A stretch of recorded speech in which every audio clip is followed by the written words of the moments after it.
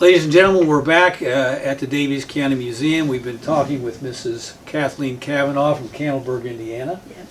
Yeah. And I think in this segment we'd like to focus on your understanding of the role and the significance that the coal industry and the railroad industry had for the Cannelburg community. Yes. Well, when we came back, we were interested in everything because, of course, Tom's family had been involved in all of these aspects of railroad, mainly. So we had a neighbor across the street, across the road. His name was Jim Dwyer. And now Jim could talk and tell you all these wonderful stories just spontaneously. So I went to Jim. We were doing the history of All Saints at the time. Now Jim Jim Dwyer is a native of Cannelburg, correct? I don't know. Was Jim a native? I'm not sure. I think he was from that area. Okay. But his son, Don Dwyer, was a lawyer, as you know. Yes. And Don's wife was Judge Judy Dwyer. Yes. Well, anyway, so I went over and asked Jim, could you tell me something about what you remember from the history of All Saints? And he put his head back and he just started reciting this whole story. And this complete page, was what he said off the top of his head without referring to any kind of notes or anything. So it was wonderful to hear what he had to say. So he started talking about how the town was started because of the railroad coming through between Cincinnati and St. Louis. And then also the Irish settling here to work on the railroad, work in the coal mines, so many of the Irish. And so when the two railroads were linked together, the Cincinnati Railroad, I think it was, and the Ohio and Mississippi Railroad, they came from Mississippi Railroad and the St. Louis area. I have those a little mixed up, but you can straighten it out in your database. But what he said was those two got linked together in Daviess County. Is that right? Yeah, so I thought that was interesting then, and that was 1857. So the depot, that's when they established the depot in Cannelburg. I see. So, yeah. Now tell us about what your understanding is of how the town of Cannelburg came to be, how it was developed or organized, and why. Well, they discovered, as they were mining, and let's call it the bituminous coal, softer than the camel coal. They came across this vein of very, very hard coal, and so they dug down deep enough to get this vein that they could work on. And Jim said, when I was talking with him, he said you could take a splinter of that coal and light it, and it would have this steady flame, just like a candle, that would burn, no smoke or anything. And then the word degenerated, I guess you might say, from candle into cannel, and that's how it became Cannelburg. So the coal, this unique vein of coal, was called cannel coal, correct? I don't know what they called it originally, except it was burned like a candle. Oh, it So started might have out been as candle, and yeah. then somehow it got Right. changed to cannel. Yes, but Cannelburg wasn't the only place that mined cannel coal. Yes. And I think it was called cannel coal in these different places because I believe the term originated in England, if I read it correctly. Is that right? That word, they used candle, and it kind of sounded like cannel. So these different places had cannel coal that they mined. But the name Cannelburg Yes. was based upon From- this special type of coal Yes. that was being mined in the area. Is that correct? Yes, that is correct then. Let's go tell you, Jim's wife, Catherine Dwyer, she was the organist at All Saints for 45 years. Can you imagine? Is that right? Yeah, that's something then. So let's talk a little bit about what you understand was Yes. when the coal industry Mm-hmm. and the railroad were, let's say, at the height of their glory. Yeah. What was the size of Cannelburg? How many people Oh. lived in that town at that time? Okay. I just happen to have something that tells about that. In 1886, anyway, there were 350 people population of 350 in 1886. And this was from an article in the Hoosier Express. Yes. And I don't know about the date of that article, but anyway, at that time there was a good school, and he said it's steadily growing. And I think the article was written not long, oh yes, here it is, in Goodspeed's History of Knox and Daviess Counties. So he wrote it in, I guess that same 1886 that he was talking about this Yes. part here. Then up here, in 1881, looking back, he said there were 125 men that worked in the mine in 1881. That's 125 of them. And they would mine from 70 to 90 cars of coal each week. And each car averaged 16 tons. So that's a lot of coal that they took out of Cannelburg. It is indeed. Yeah. And what's your understanding, Mrs. Cavanaugh, as to how the town of Cannelburg itself was organized? Who organized it, Okay. and why? Well, I can tell you when it was incorporated, but I think what they also said that one of the coal companies actually established it and set out the plats, and there was going to be this much room for so many people. But it was incorporated in 1884. And when that was incorporated, Mark Cavanaugh, Tom's grandfather, was the treasurer on that first board. Is that right? Yeah. And I think that was all. Oh, this was something you'd enjoy too, I think, Bruce. Okay. That at the turn of the century, Cannelburg was a thriving community with 2 grocery stores, 2 saloons, a large hotel, post office, railway depot, a school system, 2 churches, and a jail. So I just happen to have along here, if I can find it, a picture of, we got our notes all mixed up, but it's here, Bruce. Okay. Picture of, here's the Cannelburg jail. Oh my. Put it right up there. So let's see, Ken can get that picture. Now that's certainly an elaborate structure. Now is that building still in existence? Well, I asked Gabby Love. Gabby's one of our neighbors too, Yes. and knows a lot about the history of Cannelburg. Okay. So I said, Gabby, is that still standing? And he said, no, about 4 or 5 years ago it was demolished, but right up until that time it had been standing. I see. So 2 young women had toured through this area, and she was amazed to find this picture of the old jail there, not Yes. the picture, but she took a picture of it. But up above it had a sign that says, Jailhouse, Cannelburg, in wrote that down someplace, that it was established, I think, in 1890 maybe, the jail. Yes. And you know, I'm not positive about this, but it seems to me that when we first moved back here, we heard of somebody that had been in that jail around really? that time. So that was around 1970 something. So it served its purpose all those years. And so you were telling us earlier that you were married to Tom Cavanaugh, who Yes. was a grandson of Mark Cavanaugh, Yes. and the son of Dennis and Ernestine Cavanaugh. And when was it that you and Tom were married again, please? 1970. I see. And when did you and Tom move back to Cannelburg? About 1972 or late 1971, I'm not just sure, around that area. And was Tom retired at this Yes. point? And so maybe you could begin telling us a little bit about Tom's career. Okay. While he was living, I believe, well, he lived in several different places, but Yes, before he sure did. before he came back to Cannelburg. Yes. Tell us a little bit about Tom's career. Okay. Well, after he had been up in Michigan, as I said, up in Wayne, Michigan, Yes. and then they went out, several of the fellows went out to California to get jobs out there. So Tom's first job was in, you've seen the jail already, so we take that down. His first job with TWA was in Los Angeles. Now this is a poster you prepared with several photographs of Tom, your husband. Is that correct?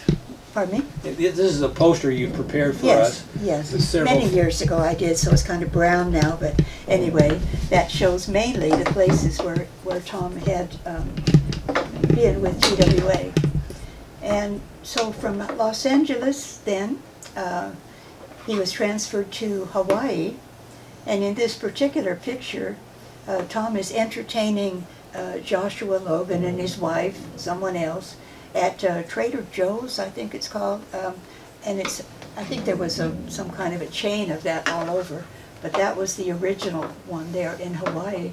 And Joshua Logan was the director of the movie South Pacific. Is that right? Yeah. So he was entertaining him, as a guest of TWA. I guess they would show them around. And then from there he went to Tokyo, Japan, and was there for I don't know how many years, but a big job in Tokyo. Let me see if I can find a little bit here. How long did he work for TWA? Right off the bat, I can't tell you that, but maybe when we go through this, you can add it up in your head as we're going through this then. But anyway, in Japan, he was a director of sales for the Far East, so that included, several other areas there. And I think he lived there, yes, from 50 to 57. He was stationed there in Tokyo and Japan. And this also shows he would become familiarized with the people there and like to participate in some of their things that they would do, and wasn't just a company man, just business all the time. But here it shows him in Tokyo with some of the fishermen out there with mussel fishing. So Tom got right in there with them, and I don't know what he's doing here, but holding one of the mussels, I guess it is. And from there, he went to the Philippines, and here he is showing, let me see, Bruce, we get things out of order, but we'll find them in a minute here. Greeting this crew that were coming in from into the Philippines. This is a closer picture of this one, shows a little better. I have about 157 professional, or I did have professional photographs of Tom that were taken by the photographer for TWA. He must have been following Tom all over the place because all of these wonderful photos. But anyway, there's Tom greeting the crew that was coming down into the Philippines at that time. And I think the Philippines was where Tom met Father Peyton when he was on one of his crusades, they call them, not campaigns, but crusades. We can talk about Tom's association with Father Peyton a little bit later if you want. Okay.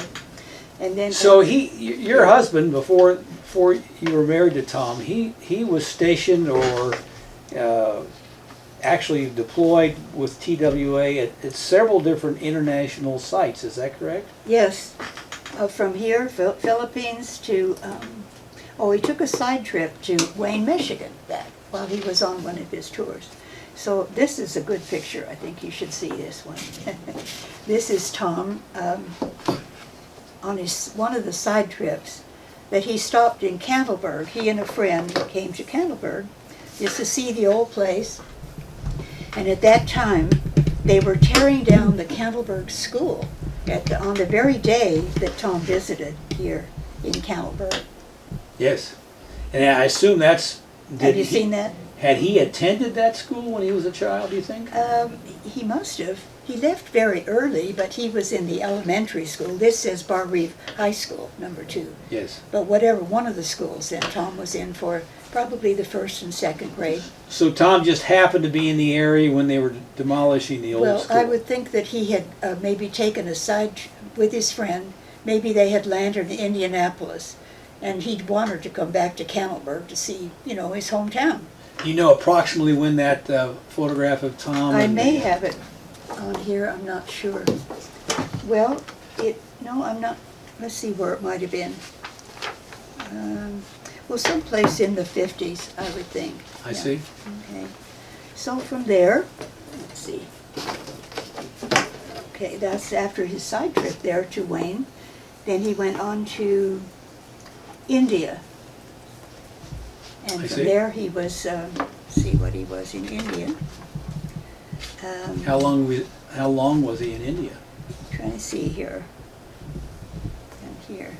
India from 60 to 62. And during that time he was sales director of India for Pakistan, Nepal, and supervised the offices in Madras, Bombay, which is now called Mumbai, of course, and New Karachi and Kathmandu. And there they were setting up the offices, and so he had a lot of business to do with the Indian government and the United States government, and managed the offices there. But I had something that I thought you'd like to see about that time, I think. Oh yeah. There was a picture, which I don't have right now, but a picture where Tom was entertaining about 60 dignitaries that arrived for the inaugural flight of the Superjet Boeing 707 and into India in 1961. And so Tom and his staff arranged to have entertainment for 60 of these guests, and included in that was Gerald Ford and his wife. Is that right? And so they spent about 5 days there, and Tom said, he showed them all around, and that Gerald Ford was congressman at the time. Yes. And he said, very laid back, he said, just kind of as he was as a president too. And that Betty was much more outgoing. Yes. And so she was, somebody that seemed to enjoy everything. And when was it that Tom retired from TWA? Do you recall? He retired, I think it would have been about, probably about 1967 or 68. And how did you meet Tom? Well, after Tom retired, he worked for Father Peyton at Family Theater also. He was the executive director of Father Peyton's Family Theater, because Tom had met Father over in the Philippines, I think was where they met. And Father had said to Tom, now Tom, when you get back to the States, you come and see me. If you want a job, I'll have a job for you. So then Tom did, and it was wonderful. He enjoyed his work there. Often he was a representative for Father on many occasions. Yes. And also, as I said, executive director of Family Theater at the time. So then I came to work for Father Peyton then, after I had retired then from teaching. And that's where we met. I see. So a couple of years later, that's when we married, lived in Southern California then for the first year. I see. But then Tom wanted to come back. Something was drawing him back to his roots in Cannelburg. So he said, the house is still in the family name. Let's go take a look.